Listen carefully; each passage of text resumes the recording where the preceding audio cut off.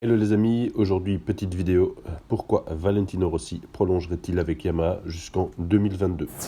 Dans cette vidéo, nous allons essayer de déterminer le pour ou le contre de cette prolongation. N'hésitez surtout pas à commenter cette vidéo, nous vous répondrons à chacun de vos commentaires. Nous allons commencer par le contre. Donc si on analyse la saison 2019, Valentino Rossi pointe en 6e position du classement général à 116 points.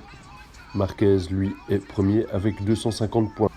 5e au Qatar, 2e en Argentine, 3e au GP des Amériques, abandon en Espagne, 4e en France, abandon en Italie, abandon à Barcelone, abandon aux Pays-Bas. Et puis là, Yamaha semble avoir trouvé la solution puisque Valentino fait 8e en Allemagne, il fait 6e en Tchéquie, 4e en Autriche et 4e au dernier GP de Brno.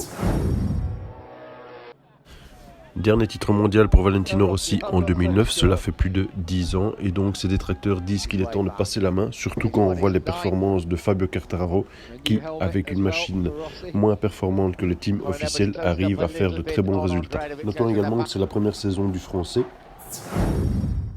À prendre également en considération le facteur âge, puisque Valentino aura 41 ans à la fin de son contrat en 2020 avec Yamaha. Comme le mentionnait dernièrement Lynn Jarvis, le futur de Yamaha ne se fait plus avec Valentino Rossi.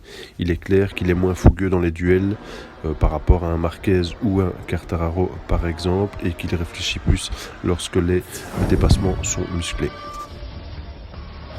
Côté victoire, cela fait 2 ans et demi que Valentino Rossi n'a plus gagné en Grand Prix. C'était le 25 juin 2017 au Grand Prix d'Assen. Son coéquipier Vinales, lui, s'est imposé cette année en 2019. Passons au côté sympa de la vidéo. Nous allons voir pourquoi Valentino Rossi devrait prolonger avec Yamaha jusqu'en 2022. Tout d'abord, venons-en au palmarès du pilote. En catégorie Reine MotoGP, c'est 89 victoires, 57 deuxième place, 43 troisième place, 54 pole position, 77 records du circuit et 7 titres de champion du monde. Niveau commercial, Valentino Rossi reste une figure incontournable du MotoGP et reste un bon placement pour Yamaha.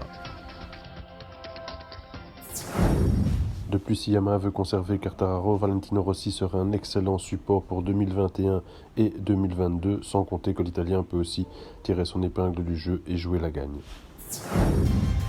Maintenant, au niveau compétitivité, il est grand temps que Yamaha se bouge, en tout cas en 2020, si les fans italiens veulent voir leur pilote signé pour 2 ans supplémentaires. Valentino l'a toujours dit, je resterai que si la moto est compétitive, ce qui n'est pas le cas pour l'instant.